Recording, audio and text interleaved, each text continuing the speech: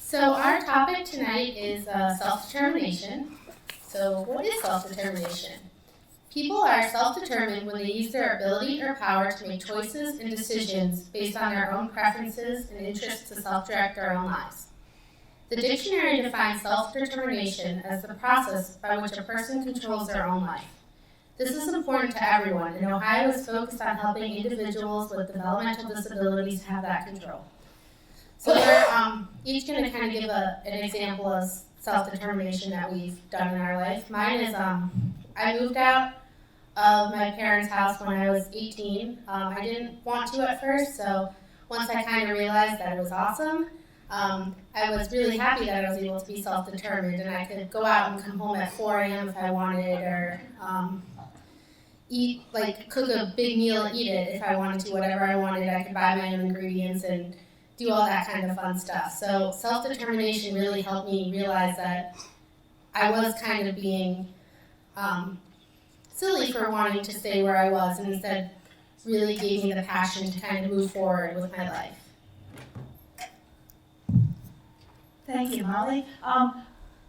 One place that I have been self-determined is from transitioning from high school and into a four-year college. As I said, I attended a two-year college, so the four-year college, because I struggle with social skills and sometimes social relationships, I have anxiety disorder, so I have a hard time fitting in and balancing schoolwork and a social time.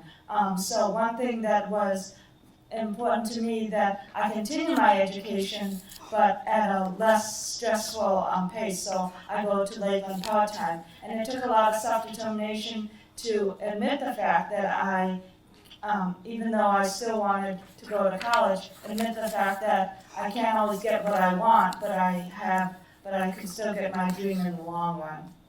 And now Sean would like to talk about his.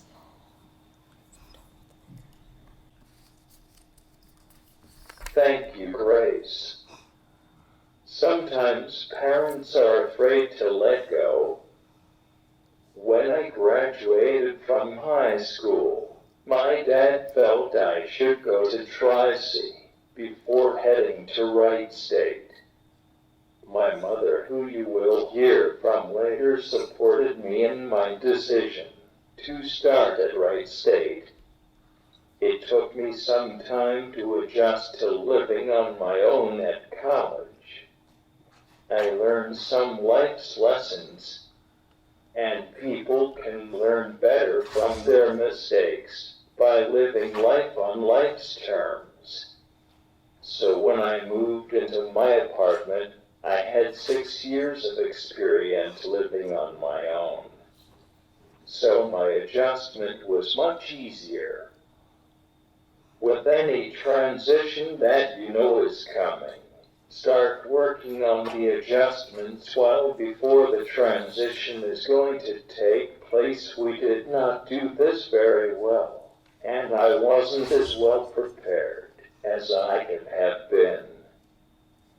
I'm not blaming anyone. I think that the more preparation, the better, and this can be accomplished through daily interactions that encourage independence. Christian is next. Thank you, Sean. Self-determination for me is when I graduated from high school, I was determined to make life decisions and get a job and be able to live on my own.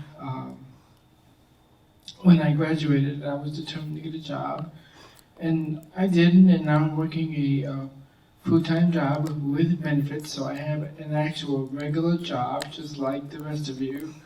I work 40 hours, 8 to 5.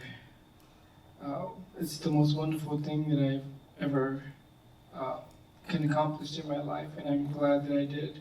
I made that decision to work a full-time job, and I'm going on 3 years at that regular job, and I'm very happy about where I'm at right now. So that's my definition of self-determination. And now I'm going to lead it over to Grace. No, me. So with my view on self-determination, I'll give you a good example of the fact that I've wanted to achieve the goal of living on my own for most of my life, most of my teen life and adult life. There were a lot of obstacles. Like for one, we weren't sure if I was going to get the amount of hours that I needed for for the use of caregiving. Luckily, we did after doing an assessment, but there was another thing that could have prevented me from wanting to live independently, but it didn't. But the one hurdle that I had was the one concern that my family and I had was overnight care. Because what if something were to happen, if there was any kind of emergency, fire or whatever? And then I found out that the rule is that in order to get the overnight care that I wanted, I would have had to move into a group home rather than live independently. So with that, that's when I realized sometimes we have to compromise and challenge our concerns in order to get the one thing that you very much want in your life. So that, to me, is a good example of self-determination. And my family also had some concerns too, including the overnight care and other concerns. But I was still determined as ever to live on my own, regardless of the obstacles. And now for the next slide.